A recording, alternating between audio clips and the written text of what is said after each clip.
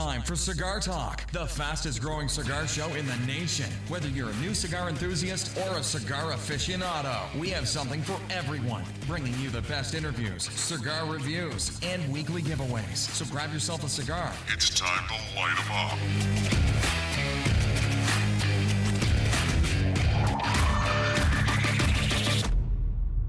Welcome back, Cigar Talk. I'm your host, Rob Jones. We got co-host Bryant Falconer in the studio today. How you doing today, Bryant? Hey man, I'm doing good. Awesome, man. So let's just jump right on it. What are you smoking tonight? Rocky Patel's 801. Rocky, and it's a barber pole. Yes, sir. Now, what ring gauge is that? It's about looks like about a 58? Yeah, 56? 56, 58. Anyway, I am smoking a Padron 1964. He always has to outdo me. Oh, you make it easy most of the time, though, by bringing out the fat bottom bed. Cigar Pulpit, I had nothing to do with that. Hey, you know what? He told me Cigar Pulpit said, don't be bashing on the Betty. Yeah. And I said, he must be from where you're from. Where's he from? And he said, Illinois. And I was like, boom, there you go. But anyway, and then also, like I said on the video earlier, I'm drinking Four Roses, the small batch, which was sent over by our special guest today, which is Richard Careleton Hacker, the author of the Ultimate Cigar Book. Yes, sir. Now, this book first came out in 1994. So this is going way back. Yes. You're talking 25 years. Yes, man. One of the things that we wanted to jump on right off the bat is let's talk about the new equipment. Yes, sir.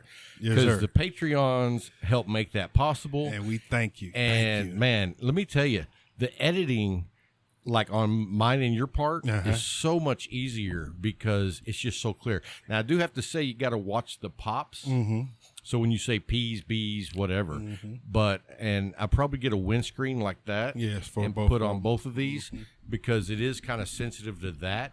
But as far as the audio quality and the sound, dude, it was spot on. So that made my life a lot better. So thank you guys to all the Patreons that help us each month with some of our upgrades and just paying the rent. And by paying the rent, I mean making it easier for me to edit. Yes, sir. Yes, sir. So anyway, guys, let's see. Coming up, we've got the game show, which we're going to do. Oh, man, I want to talk about this. Detroit has a riverfront, and so they have a really nice, place where you can have festivals. Oh, yeah, they had one. The smoke on the river. Uh-huh. So I read an article today that just blasted it, talking about, that's what we want our city to do is be having a bunch of cigar smoke all over the place. First of all, it's an outdoor festival. You know what I mean? And I read the whole article, and I was just like, holy smokes, this guy doesn't know. And he said, you don't see other cities across America having cigarette, chewing tobacco, and cigar festivals. And I was like, okay, you don't see cigarette festivals? No chewing tobacco. And you know why? Because they're different. They're not the same. They're not. Nowhere near. You know what I mean? Nowhere near. And so, down at the bottom, I did have to make a couple of comments. Yes, sir. One was he went on and on about cigars and cancer. And I did have to go and copy and paste the FDA's finding that smoking 1 to 2 cigars a day raises your chances of getting cancer to nil. Mm-hmm. 0. Education.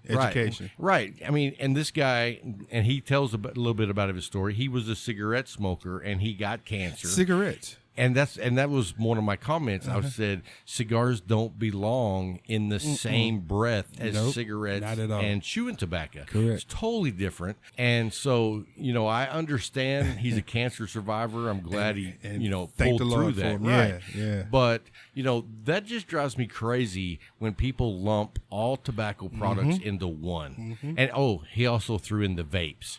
So it was cigarettes, chewing tobacco, vapes, and then cigars. And I was like, no, but the funny thing is, I went down and read the comments, and I was not the only one that was disturbed. Yeah, good. And so that means there are other people out there that understand and know and have been educated and are willing to speak up about it, because that's the problem. If you don't talk about it, they're still going to be ignorant to it. They're not going to know the truth, and they'll be the ones out there spreading all the information, which is incorrect information. Right. So, well, and the other kudos. thing. Yeah. And so I just said, sounds like a great place to have a cigar festival. Dude, on the riverfront, man. Yes. That'd be awesome. Yeah, that damp air, which will tamp down a lot of the smoke, but you also have that you're on the beach, because they have a mini beach out there also. It's just like in Chicago. See, I've never been to Detroit. Right off the lakes and everything, man. And it's an opportunity, especially for a city that's trying to regrow. You're trying to pull people in. That's what I was thinking. Yeah, you're right. trying to pull people in, and festivals and things like this bring currency. It brings a different light to the city again, and that's what you want. If you want your city to come back, you have to be able to draw people to it. Absolutely. All right, so anyway, hey, you hear that sound, you know what time it is. Yes, sir.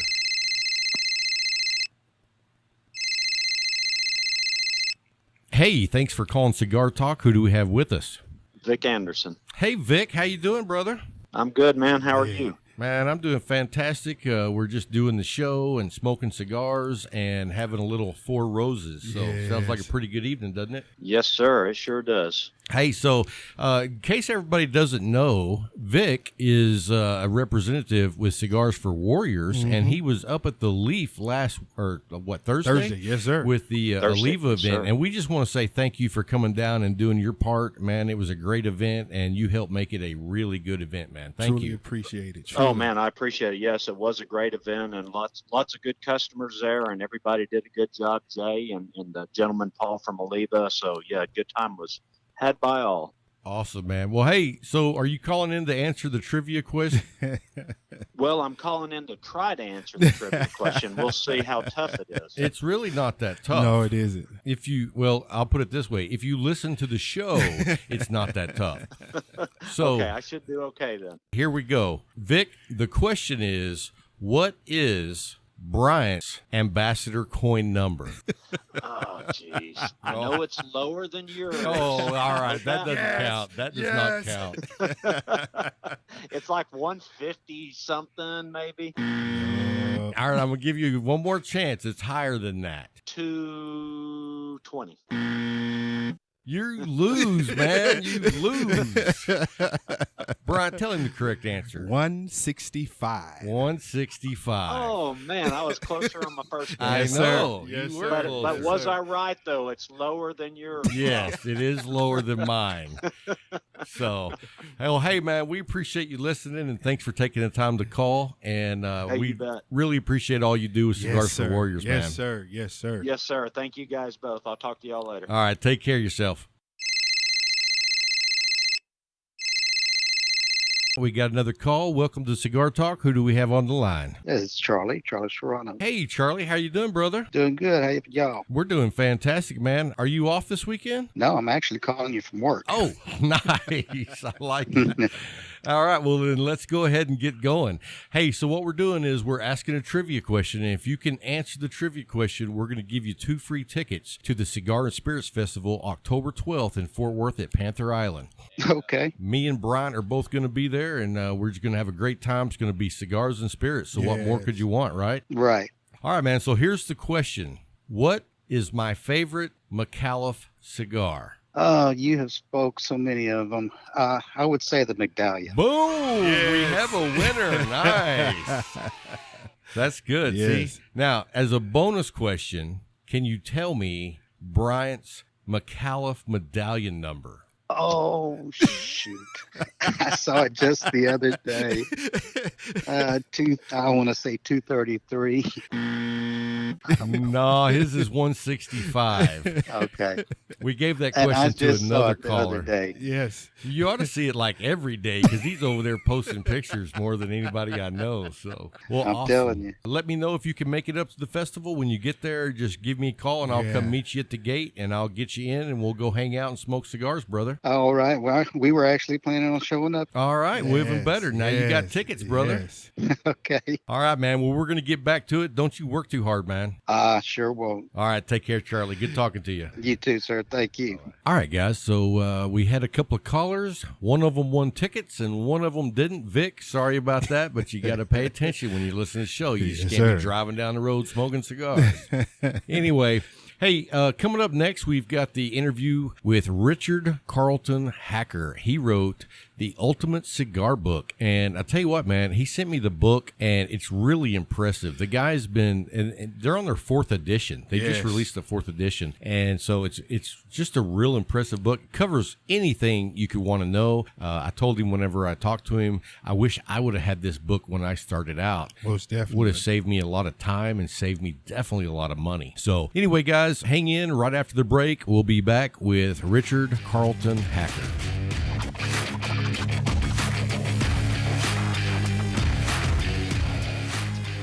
Hey guys, thanks for hanging through the break. We have a special guest with us today. He's written several books. He's a cigar aficionado expert. He is also a connoisseur and expert on spirits. He knows pipe tobaccos. We're very lucky to have him on the show. I hope you guys enjoy it, but I've got Mr. Richard Careleton Hacker on the line. How you doing today, Richard? Hey, Rob, it's good to be here. Thanks for having me and all your podcaster rights for listening in, if that is a word. I don't know. Really happy to have you. I've been looking at your first book, The Ultimate Cigar Book. I tell you what, it gives me a lot of great ideas just for some podcast topics, to be honest with you.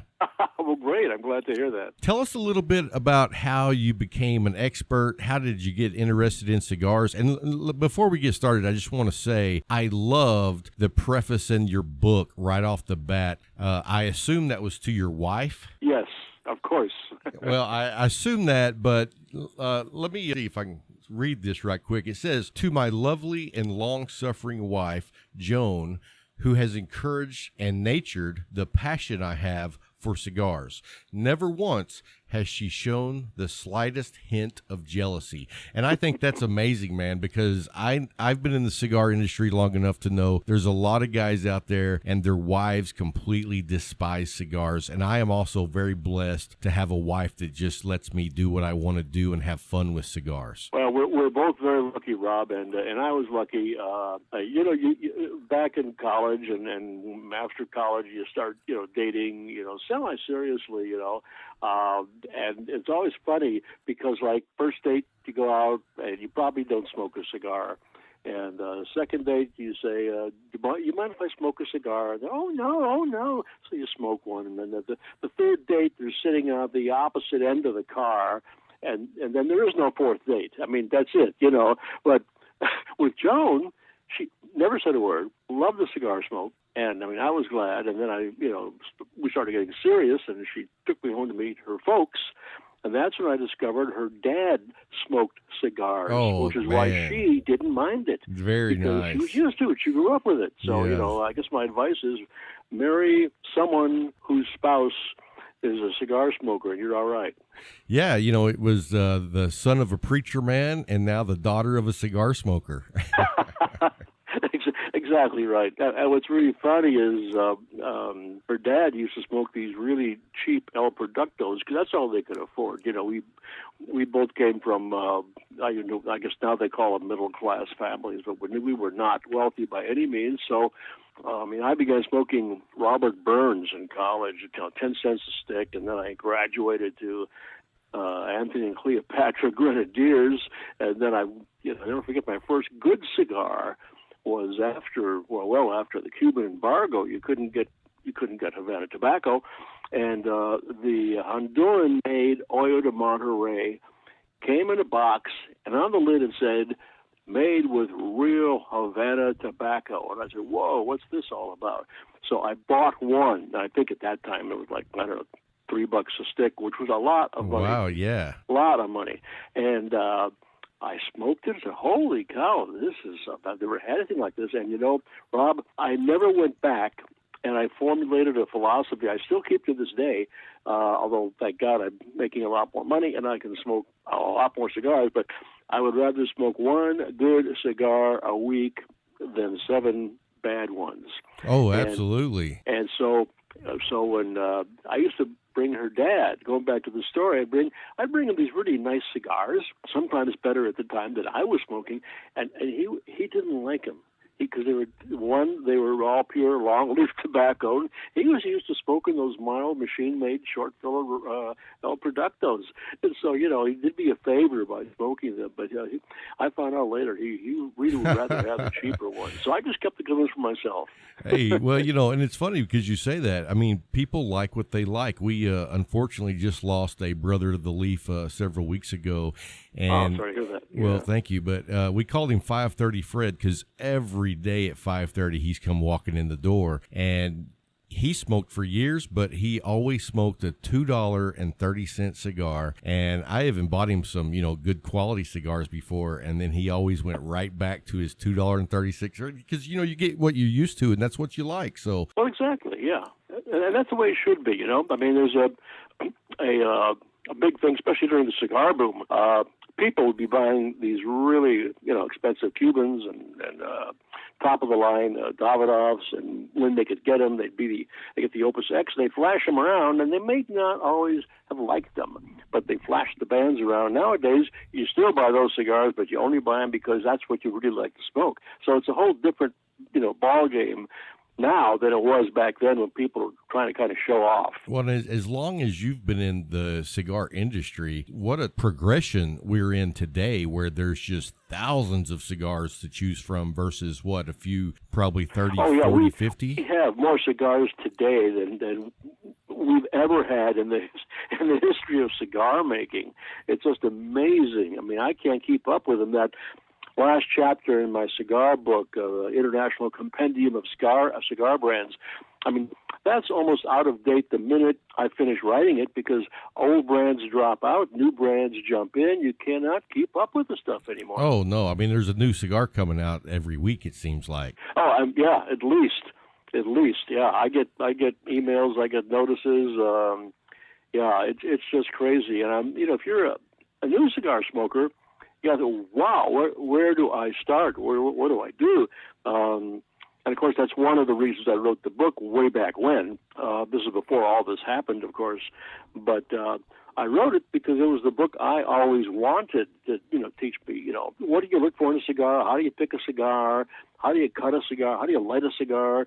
And I know you had said earlier that, you going to the book, you had some ideas for future podcasts, and that's a great compliment to me, quite frankly, because when I wrote this book the first time, it came out in 93, I'm sorry, it started the cigar boom, or part of what started the cigar boom, came out in 93, and before I sent it off to be printed, I reread through the whole manuscript and asked myself, what haven't I answered? What question would somebody want to know that isn't in here? And if I found it, I put it in the book. And, of course, the first edition came out and, knock on wood, sold out within like 3 weeks. Wow. Because cigars were hot. Surprised everybody, including me pleasantly, I might say. But then I wrote a second edition, and before I did that, I had enough feedback. I added some more things in there, and then there was a third edition, and I added more things. And now the book, I think you've got the one with the black cover. That's the new fourth edition, which is actually in its third printing, which shows you cigar smoking is on the rise again.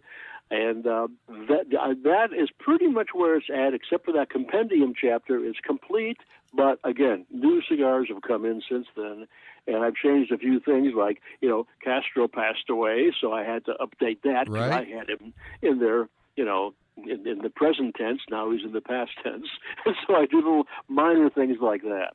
Well, I'll tell you what, after looking through your book, I just got it, and I'm looking forward to reading it from cover to cover. But when I basically skimmed through to look at some different topics, what I thought of is, man, this book would have saved me a lot of time and money if I would have had it when I started. Well, I'd like to hear that, because, again, that's one of the reasons I wrote it. I just, there's too much misinformation. And you have to understand, when I wrote this the first time, 1992, there was no internet. I know it's hard for a lot of your listeners to kind of grasp that, the younger ones especially. Us older guys, we remember when. But there was no internet, and there was no source to go to get this information. Other than you go to libraries, you look for books. Well, how many cigar books were there back then? There was a Zeno Davidoff's book, which was written, I think, in 1957, so it was totally out of date and totally Cuban-focused, because that's before Davidoff went to the DR. And there wasn't anything out there. So I was lucky enough to, having been raised in Arizona, I spoke just enough Spanish to get me into the tobacco fields and to talk to some of the torcedores and to start finding things out. And I traveled to Cuba, and I went to Honduras, I went to the Dominican, I went to Nicaragua. They were still shooting at me, and I recount that in my book. I think I got shot at by the Sandinistas. But, kidding. After a small price to pay, Rob, for the information I gathered. I'll tell you this right now. Even though the internet is available, you can go to any cigar shop, and when people are talking about advice or knowledge on cigars, you really got to cut through the bullshit. You're so right. I mean, you're sitting around with guys that smoke cigars every day. Plus the internet, there are no fact checkers on the internet. You can put anything on there, and we've all seen it. Some of it's true. Some of it is so blatantly false.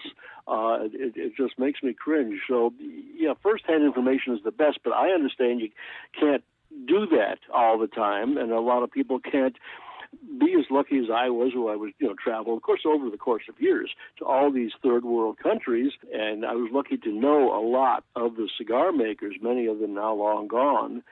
But, I did it from the ground up. And now, of course, everybody's, oh, boy, you just went to the library. I know. If I went to the library, I'd be checking out my book. And, and again, the internet, I just urge caution on that. I know when I used to write for Playboy, it sounds funny, but people always joke, oh, I just get the magazine for the articles. But of all the magazines that I've written for and that I write for, Playboy did the most fact-checking. I'd have like 6 or 7 girls call me up named Brandy or Jewel or Heather, and they'd be asking me all these questions about anything I wrote. If I said Columbus discovered America in 1492, they said, well, how do you know, is this how Columbus spelled his name? I said, well, I never met him, I don't know. And then they'd say, how do you know it's 1492? And then they would just pin you down on everything they could, and that was good. I mean, it was frustrating to me as a writer, but it was good for the reader, because anything you read in Playboy was fact-checked. And my cigar book, of course, I fact-check it. My wife fact-checked it, and then I had another fact-checker fact-check it. And even then, the first 2 editions, we found a couple of things and said, oh, man, how did that slip by? Well, it's funny that you say that, because, in the world of internet where anyone can have a blog, anybody can write an article, just not very long ago, someone posted this topic that said something along the lines of, we receive so many of our pharmaceuticals from this country and blah, blah, blah. And I was like, that seems really high. I said, where can I find that data? And they were like, it's not up for debate. It's fact. And I was like, okay, but where can I find that data? People can just write whatever they want to, and everybody's expected to take it for the truth. Excellent point. And I think if people are aware of that, then you start to get into a little more of a realistic view of this mass market information that isn't always mass market. Well, I was shocked at how angry this person came back at me, and I was like, I'm not saying that you're wrong. I would just like to read the actual data. You know what I mean? Well, that's another thing about the internet per se and these blogs. I mean, I don't do blogs. I don't get on it one because for me it's too time consuming. I have to translate my time. It sounds mercenary, but I have to translate my time into money, because if I am not writing, I'm not making money, or I'm not traveling, I'm not getting information that I could write about. But a couple of people have put me onto blogs when people, believe it or not, have said bad things about me, and I don't know why, but and I ignore these things because I don't even know about them. But once in a while, I'll have a good Samaritan say, Richard, this is getting out of hand. You might want to have to respond to this. I go, oh, well. So on 2 cases I got on there, and like you said, Rob, I was amazed at the vindictiveness of these people. And the reason they're that way is that they're not confronting you. I guarantee you, whoever was nasty to you would not be that nasty if you were facing him eye to eye. They wouldn't. But here they've got this cloak of, anonymity. Right. You don't know who they are. You can't get to them. You can't punch them in the nose. You can't hug them. You can't do anything. They don't have the guts to say that to your face. But they're, with the cloak of the internet, they go, they can just say anything they want. Right. And, for me, I'm just like, hey, I'd love to read the data and, let's talk about it over a cigar. I'm always open for that. Yeah. And there's nothing wrong with that. And I think it's good to question that. And to be honest with you, it forces me to double check a lot of the figures I use. I'll get a figure from someplace, and I'll do what you do. Where's this coming from? I got to support this because I know some reader somewhere is going to write to my editor or write someplace and say, well, that's not true, or how does he know this? Well, I got to be able to respond to that. And if I can't, frankly, I don't put it in. I don't put it in because it's just not worth it. Right. Well, let's go back a little bit further. How did you actually get into smoking cigars? Well, it started with a pipe, believe it or not, in college. I first began smoking pipes, and in fact, my first book was the Ultimate Pipe Book, and that did really well. But the reason I smoked a pipe was I thought it made me look smarter. So, if you look at these old movies, the professors and the hero and any good-looking guy with a full head of hair smoking a pipe. Yes, I started smoking a pipe. I enjoyed it. I never have smoked cigarettes. I got to say, I don't like cigarettes. I don't like the smoke. It's irritating. I know, and I've seen how they're made. And if people really wanted to stop cigarette smoking, they would just take everybody through a tour of the cigarette factory. It's terrible. Anyway, really? Yeah. Oh, it's awful. All the stuff they put in there, and they sweep stuff off the floor and throw it in the bin. Anyhow, so I never have smoked them. I used to always, when I travel, I still ask for a non-smoking room.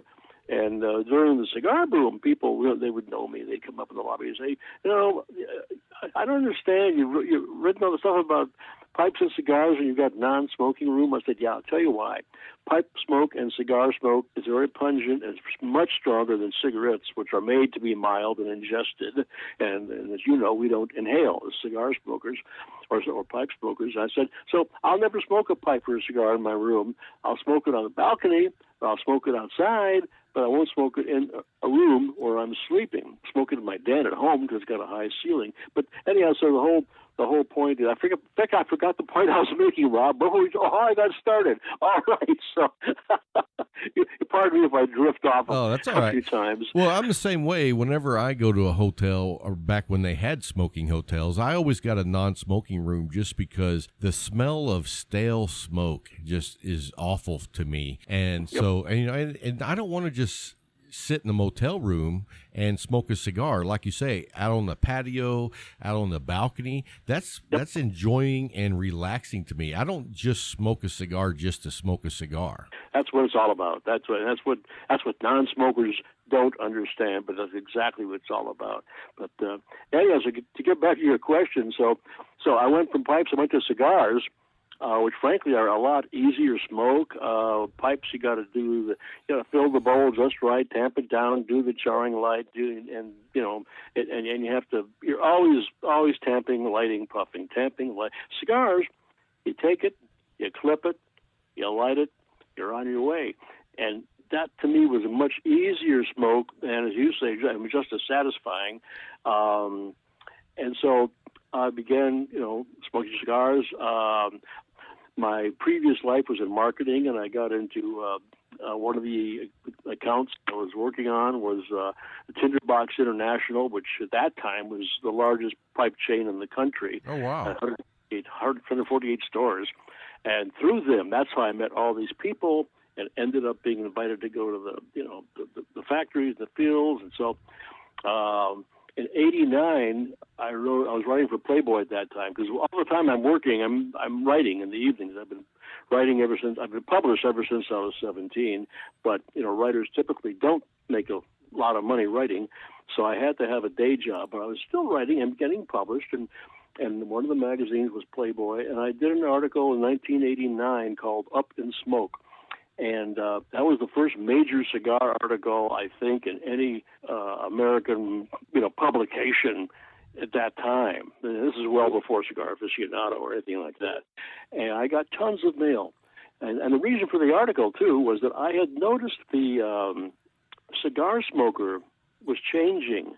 It was no longer the big guy with the 17 chins, and he's driving a huge, giant, land canoe and, puffing away, and he's got a big three-piece suit. And, it was a college kid. It was a younger guy. It was an executive. They were smoking better cigars. The embargo was in effect, so they were now smoking, Dominican, Honduran, not so much Nicaraguan, because Nicaragua wasn't that big at that time. I see. Hard to believe, but it wasn't. And then, so I wrote this article about, Up in Smoke, about the change in the DNA of the American cigar smoker. So I got tons and tons of letters.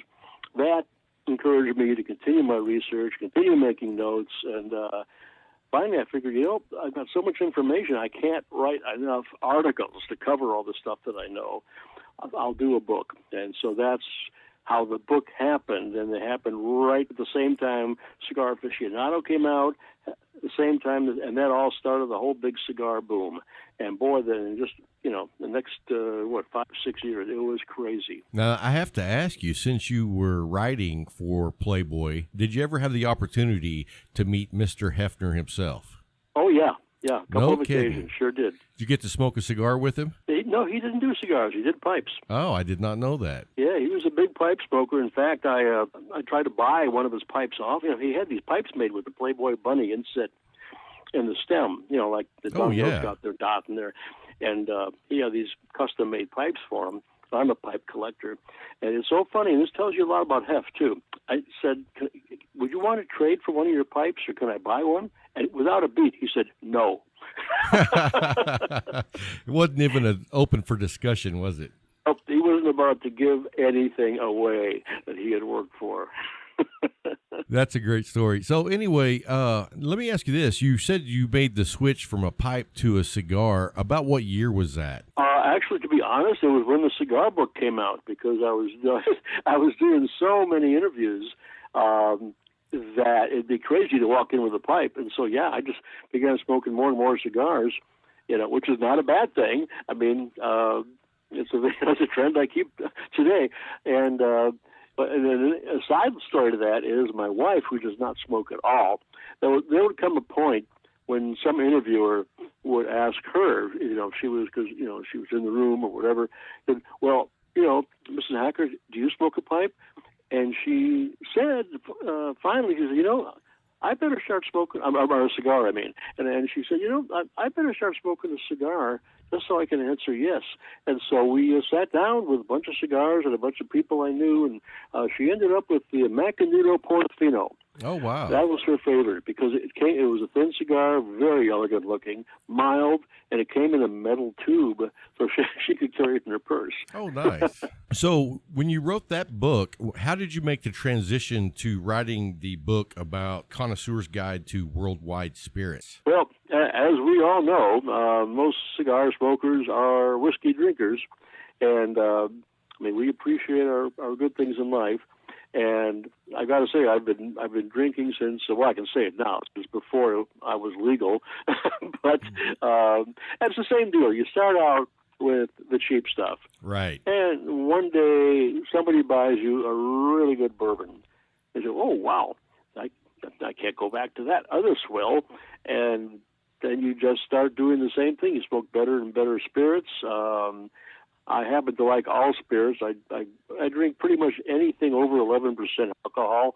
So I don't do beer for some reason, not too much. And in Europe I do, but not in America. I don't know why. I just don't. But I've been doing the same thing with spirits, and I've been writing about spirits, and I've been going to the different distilleries in different countries. I go to Scotland and Japan, even before Japanese whiskey was, as huge as it was today. And I'm writing about whiskey now. I've been writing for Rob Report, which is a luxury magazine. I've been doing their whiskey stuff since 1995. Wow! And writing for Playboy on whiskeys since '89. And I don't write for Playboy anymore now because they've changed their whole thing. So I stopped doing that. But anyhow, again, I've been amassing so much information on spirits. And I knew all these distillers. They're just like a parallel to the cigar story. I just knew the distillers. We'd go out, we would drink, we would talk, and most of these guys are cigar smokers too, which is how I made a transition to a lot of them. Where they wouldn't meet any reporter or any writer or any book author, but they said, oh, Richard, yeah, he did the Cigar Book. We'll bring him over. Well, so I got to the distillery, and I ended up, I've always wanted to do a book that had a chapter devoted to every spirit in the world. And there wasn't any. I mean, there are great bourbon books you can buy. You can buy great malt whiskey books, and vodka books. Yeah, but there isn't a book that has a chapter on everything from gin to baijiu to cachaça to rum. So I wrote that book. I wrote the book I always wanted, and it just came out, I guess, 2 years ago. And like I said, there's a chapter on every spirit in the world. There's 444 photographs, most of which I took on my travels. So, yeah, if you buy that. You took most of these photos? Yeah. Well, they're fantastic. I'm actually looking through the book right now, and I was thinking, wow, you've made a lot of great travels to get all these photos. Thank you. I did, and I love it. And I'm still doing it, too. It's great. I love my life. Yeah, that's great, man. I'm actually looking through the book, and I'll tell you, you nailed it right on the head. I actually thought that I didn't like bourbon because the only bourbon I had in the past was Jack Daniels, Jim Beam, and and I'm sure everybody has their own palate, but I just never cared for those. And then some good friends of mine brought me some E.H. Taylor Bonded, and man, I fell in love with that. And then just the other night, a friend brought over some Four Roses small batch. It was fantastic. And so, I found that I do like bourbon. I just like the little bit better bourbon than just the off. Well, that's the only kind of bourbon to drink, Rob. And the Four Roses is really it's a great story. It's kind of like the unsung song. It's a superb bourbon. Most bartenders that I know, and I know a lot of them, they do the yellow label for cocktails. But I love the small batch just for sipping and drinking. And they've got a limited edition small batch too, which comes out. It's a little heatier, little more punch to it. But the regular Four Roses small batch, to me, that a cube of ice and a big glass, and you're all set. I mean, yeah, I'll tell you what, I really enjoyed it. That was the second time I've had it. And then you guys, gracious enough, sent me a bottle. I'm going to be sharing that with some friends this coming weekend. And anyway, tell me about the scotch that you sent me. Is it Ardbeg? Ardbeg, yeah. Ardbeg. That's an interesting story. It's one of the Islay whiskeys. Everybody pronounces it Islay. It's not. It's Islay, but, like most Gaelic words, they're not pronounced like they look, but it's Islay. Islay is an island off of the western coast of Scotland, and it's foggy, and it's cold. I love it. I just love it. And of course, I live in Southern California, where it's always sunny and warm, so going to Islay, to me, is the opposite end of extremes, and it's great. I mean, you can get there by a really rocky ferry boat ride or a really bumpy airplane ride. There's no roads leading to it, and you're sometimes wondering if you're going to leave the island because the fog comes in, the winds are blowing. But all of this creates a really unique kind of a single malt, and they're all smoky to various degrees because 90% of that island is made of peat, which is, that fossilized plant life that's been compressed, prehistoric stuff. And the way they dry the malted barley is they actually have a guy go out with a shovel, and he shovels off the top layers of the stuff, and they dry it out, and they burn it, and the smoke from that comes through the malted barley and dries it out, and that's why the malted barley tastes smoky. And some whiskeys are smokier than others because you can control the amount of smoke. So Ardbeg, to my taste, is probably the smokiest single malt out there. Now, it's running a real neck and neck with Lagavulin. Lafroig has got a little more medicinal iodine kind of taste because it's closer. It gets more of that sea foam splashing against their warehouse, which permeates the barrels in there. But Ardbeg, is right in the middle of that. It's smoky. It's got kind of a sweet smoke. The 10-year-old is the smokiest, believe it or not, because the older Ardbeg gets, the sweeter and slightly, I don't want to use the word tame, but less intense smoke you get. They just released a 19-year-old Ardbeg, which is something else. I think it's $100. Whereas their regular 10-year-old is like $50. Oh, okay. Which is a heck of a bargain. But the older it gets, you get the sweetness. So yeah, I just had a glass of the 19-year-old the other day, and just a wonderful sweet smoke. But for me, I got to smoke it when there's a chill in the air. Hopefully, a fire in the fireplace. That's and a fairly medium strong cigar. Then I'm good. Okay. Well, I haven't tried that one yet. I'm waiting till I have the right cigar and right companionship to try that one. Let me ask you this. Someone was telling me the reason they use the peat is because they don't have the coal. Is that right? Exactly. Yeah, there's no coal there. Yeah, the peat is plentiful, and it used to be free. Now, of course, you have to pay for it. And it's becoming an endangered species. I know on the mainland, Scotland's mainland, I think it's pretty well regulated. You can't harvest peat, certainly not like you used to. Whereas on Islay, you still can do that. But, again, there's only so much of it, so it's kind of a dwindling commodity, but an important one. I see. So if you haven't had a peaty Scotch in the past, what one would you recommend to a beginner to try something that's peaty? Oh, I'd go in gingerly. I'll tell you one just comes to mind. Talisker, 10 years old. Talisker doesn't come from Islay. It comes from an island called Skye, Skye. There's 2 distilleries on there. Talisker is one of them. And that's a really light, gentle peatiness. I could do that, or I would recommend Balvenie is a light, peaty, smoky taste. So those things are pretty safe. Okay, good to know. And also, I just wanted to point out to our listeners, if you guys want to learn from the master, definitely look. And I was going to ask you where these books are available for purchase. The Ultimate Cigar Book, where would they find that? They can get both those books, that and the Connoisseur's Guide to Worldwide Spirits, on Amazon.com. It's got the best prices. Okay. But usually your bookstore either has it or can order it. Barnes & Noble online has it, I think. But I know Amazon sells a ton of those books. Okay. Well, I was going to say, I order everything that I need in life from Amazon. Well, it's guaranteed. That's the neat part about it. Right. And I tell you what, I'm excited about looking through both of these books. The Ultimate Cigar Book, I am planning on reading cover to cover this week. And then this Connoisseur's Guide to Worldwide Spirits, I'm really interested. And I tell you what, just thumbing through it, the information and the photos that you did are amazing. I'm really impressed. Oh, thank you. Thank you very much. Well, it's interesting. The publisher originally just wanted 75 photographs. I said, I can't do 75 photographs. I've got more than 75 spirits in the book. So that's why I sent them over 100.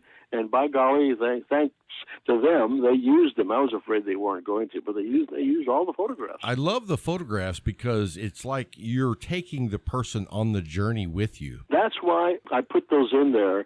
And every time I take a shot, and believe me, there's a lot that I toss out that I said, oh man, what was I thinking?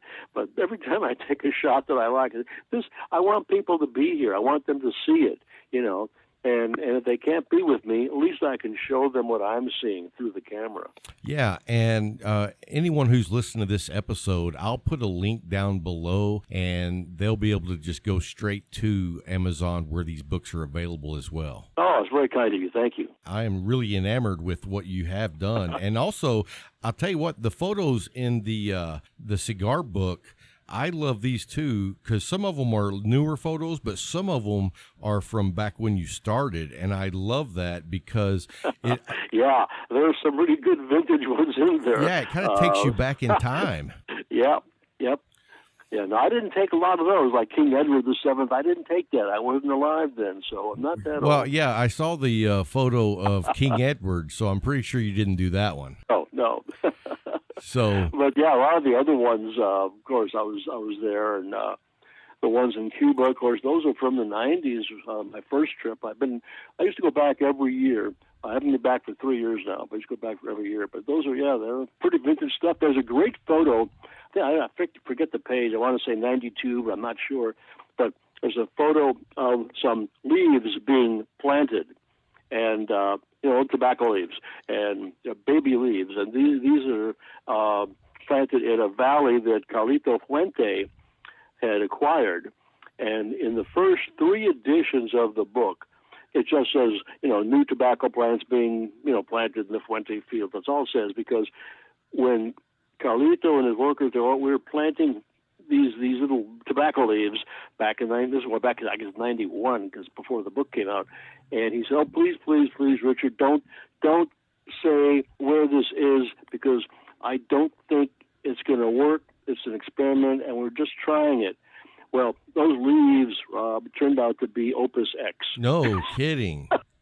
And so now in the fourth edition, that's the first time I actually identified them, because, it's history now. But those are the very first photographs ever taken of the Opus X tobacco leaves being planted, and that valley is now what has become the Chateau de la Fuente, where, one of the prime growing regions in the DR. Wow. So I was actually there witnessing history being made, and that's part of the cool thing of what I do. I just love doing it. Let me ask you this, Richard. Have you ever thought about doing a documentary on everything that you've done?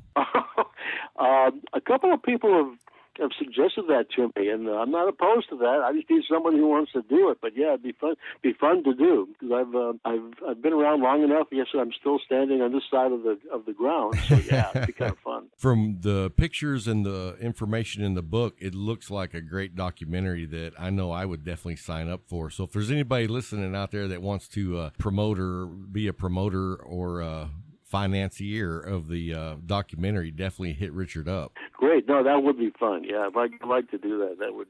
Well, there's not a lot of guys, well, I don't know any guys that have the kind of knowledge, and especially of the history of where the tobacco industry has, been and where they are now. So we'd love to see that. But I tell you what, man, this book, just the titles of each chapter, I'm like, yeah, this is a book that I wish I would have had 6 years ago. No, thank you. That's very kind of you. And like I said, the reason I wrote both of these books, because they were the books I wanted when I was just starting out. It would have made life so much easier. But then again, I wouldn't have been able to have written these books, so I guess it all worked out. Well, let me ask you this. What's your opinion on the new styled humidors that basically they've converted winadors into humidors? Yeah, that, the jury's kind of out. It should work. I don't know why it wouldn't, because, you store a wine at 55 degrees or 52 degrees Fahrenheit and at 70% humidity. And you store cigars at 70% humidity, but also you put that at 70, 75 degrees temperature. Now, that's the difference. That's the difference, because not that the cigars wouldn't store in a wine cooler. In fact, I'll tell you, even though I advise people not to do this, I have 3 home humidors, desktop, that are full of cigars that I smoke here. But then I have so many cigars, I keep some in my wine locker, which I rent. And what happens, it doesn't ruin the cigars by any means, doesn't destroy them, keeps them humidified, but by being in a colder environment, they will age more slowly. So you're not going to get them aging the way they would have in a regular humidor. That makes sense. So let me ask you this. I'm considering you our go-to source expert now. Oh, well, thank you. You're only an expert when you think you know it all, and I'm the first guy to admit I don't know it all. I'm still learning. You have a world of knowledge that I don't have. So I want to know what you think is the cause of a cigar to tunnel burn. Oh, well, a couple things. It could be, and usually is, improper humidification. So you don't have the same amount of humidity down that whole wrapper leaf.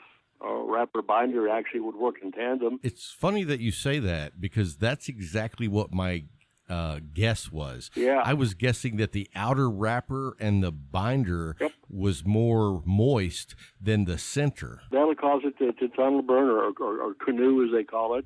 And then another reason, you can control that part by humidifying the cigar before all this happens.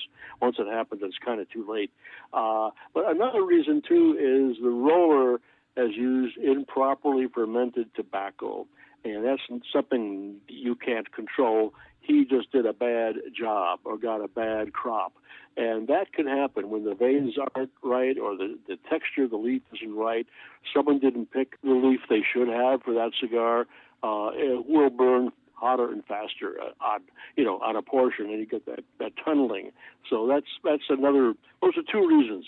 But keeping cigars properly humidified can solve a lot of your problems. Then the other question I have, and when you get a cigar that the draw is just way too tight or non-existent, is it okay to repair that by skewing it with a tool? Well, I don't mean to laugh, but, during the boom, there was all these devices that came out, which did just that. It was a plastic thing that went through the cigar. There was all knitting needles that put through the cigar. I got to tell you, I've tried them all, and I can tell you, Rob, they don't work. I have not had any of them work.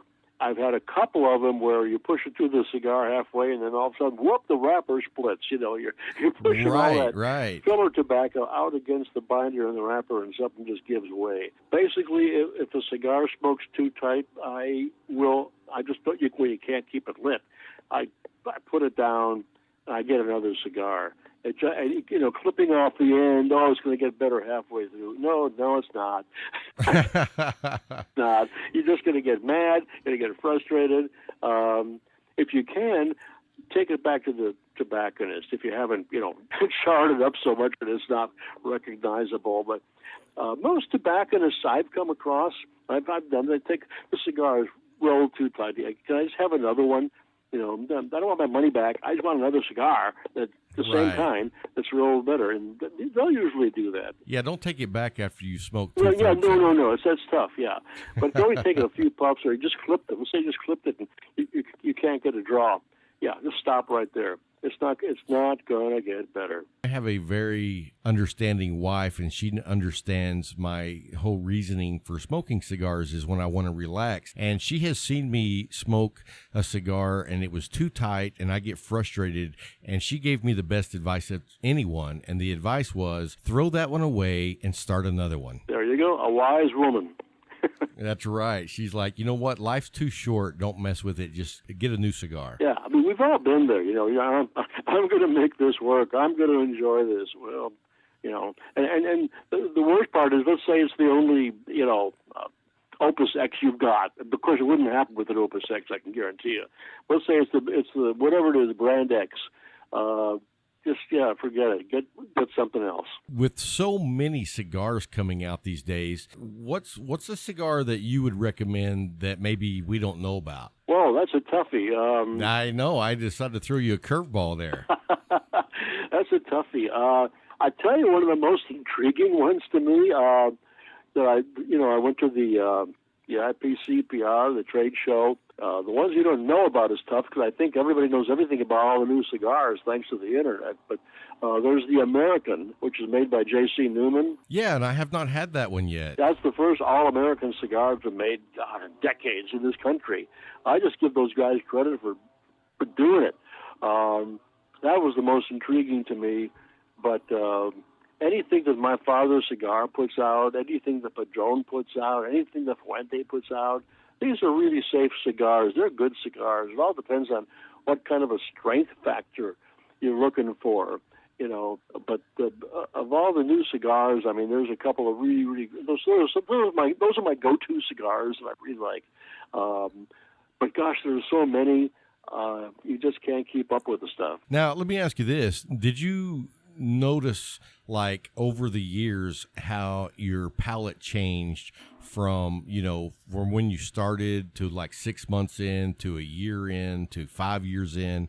Did you notice that journey as well? Yes, that is, and it still changes, but it's not consistent because sometimes, well, I used to smoke mild, then you go to medium, then you go to heavy, and then you go back to mild. I don't smoke mild cigars much anymore, but I do vary from medium to medium heavy. And then every once in a while, I'll go like a real heavy one. But, that's not all the time. I don't smoke heavy cigars all the time. It's almost, to me, it's almost like too much. You want to come back. You want to come back to it and, let everything rest for a while. So, yeah, and it's like whiskey, too, and spirits. I'll drink more bourbon and dark spirits, single malts, in the wintertime, and I'll do more tequila in the summertime. See, I have never really been a tequila drinker, and the few times I have had tequila, it was not a good experience, and probably because I was drinking cheap tequila. That's exactly. I just finished an article for Rob Report online. It's not been posted yet, but I have other articles on tequila that you can find online. But in this article, I shouldn't tell you what I've written before it's been posted, but I basically say today's tequilas are so much better than what they were doing back, in the John Wayne days. He'd take a dusty bottle off the back bar, pop the cork with his teeth, and, chug down, half a gallon. Those days are gone. A lot of us started like that in college. But today's tequilas some have got the texture of a cognac. They're just wonderful, meaty things. I found 5 of them that were really, really great, and I put that in this article, which whenever it comes out, I guarantee you it won't be tomorrow. It'll be like a month from now on robreport.com. But you can find a lot of my stuff on robreport.com. Okay. Anyhow, yeah, a lot of us have had that experience. You buy a cheap tequila, and boy, you don't forget that. Yeah, I'm not going back to that stuff. Well, once you smoke, just like cigars, once you smoke a good cigar, you're not going to go back to the bad stuff. If you ever have like a Patron tequila, a Blanco, you're not going to, drink inexpensive tequila again. You'll drink another brand of good El Tesoro. There's an unsung sleeper. Great tequilas and not expensive. And the Blanco is fantastic. I had dinner with the master distiller, and we had a reposado, which is basically the Blanco that's been aged for 11 months in bourbon barrels. And, you could just drink that all night. I don't really. I don't recommend that, but we did, and you can. Now, see, I don't know anything about tequila, and you said the Blanco tequila. Now, is that Blanco related to the Blanco family in cigars? No, not at all, no. Okay. Yeah, no, Blanco means white, and Blanco is basically an unaged tequila. So they take the agave distillate right out of the stills, and they filter it, of course, and they bottle it, so it's clear. But then when you start to age it, of course, it's aged in oak barrels, so it picks up color. And the longer you age it, the deeper the color, the deeper the taste. But you'll find all that in that tequila chapter. You'll see all of that stuff. Okay, great, man. I look forward to that. Let me ask you this. Do you ever go out on book tours? Yeah, I used to do that a lot with the cigar stuff. I haven't done it so much recently just because I've been writing so much. But, yeah, I still do book tours, and I do whiskey and cigar seminars. Yep, you bet. Okay, well, I just wanted to invite you. I don't know what your schedule looks like next year, but we're going to be doing the West Texas Cigar Fest in April of 2020, and we're going to have a lot of cigar vendors there. We're going to have music there. We'll have spirits there, and so if you find an opening on your calendar, maybe you could join us. Well, I appreciate that, Rob. Well, send me some information on that. I think you've got my email, or if not, send me yours, and I'll. Yeah, I'll send you all the details on it. We'd love to have you there, and a lot of people could come by and see your book and actually meet you in person. Oh, that'd be great. Love to do that. Thank you for joining us for the show. We appreciate it. Is there anything else you want to tell us before we go? I think you've asked all the pertinent questions. No, I just keep drinking, keep smoking. That's one of the things, a long time ago, my dad said, find something you're good at it and stick to it. But in moderation. You got to add that moderation. In moderation. That's correct. Amen. Okay. Well, thank you so much, Rob. I really enjoyed it. Absolutely. And we appreciate you sending us a copy of the books and the Four Roses and the Scotch. And I'll get back to you and let you know what we thought about those. And we look forward to visiting again with you sometime. All right. Take care. Take care, Richard.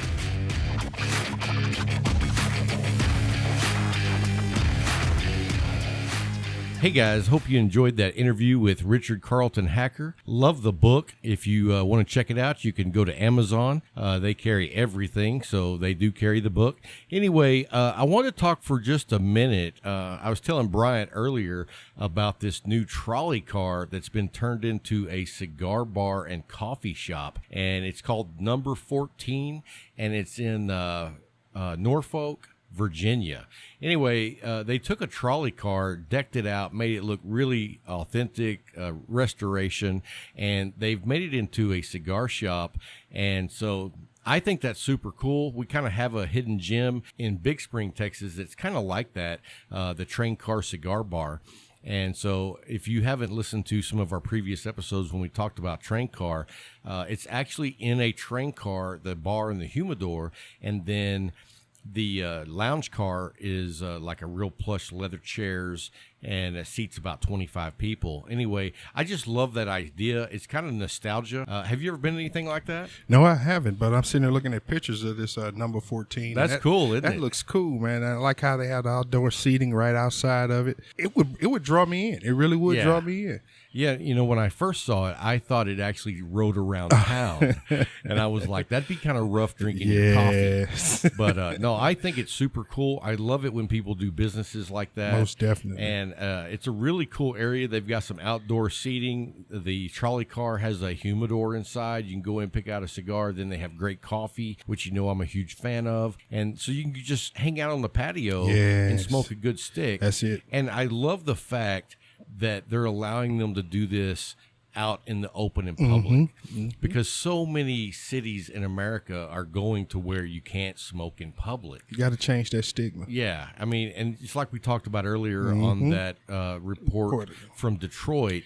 You know, lumping cigars into general tobacco does not work for me. It just shows you're not educated. True. So, and to say that, let's go ahead and jump on Cigar Rights of America. Again. You know, if you're not a member, you got to join up. $25, 2 premium cigars, and you're helping support the cause to sustain this lifestyle that we enjoy. It's the brotherhood, the camaraderie, and I think that's what they don't look at when they look at cigars. No, because you envision, like we said earlier, lumping us in with all tobacco, and you envision cigarette smokers and chewing tobacco, vaping, but it's not that. It's nowhere near not that. At all. It's not that community. It's not that environment. It's not that mindset.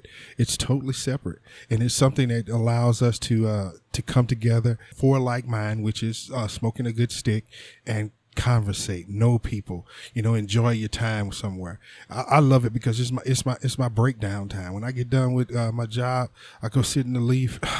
Absolutely, man, and that's one of the things. I mean, I'm on call 24 hours a day, but in the evening when I can go down to the leaf, relax, and enjoy a good cigar and just hang out with friends, Come man. on. You know what I mean? It's like, I love smoking a good stick, but at the same time, did you just go dark? Yeah.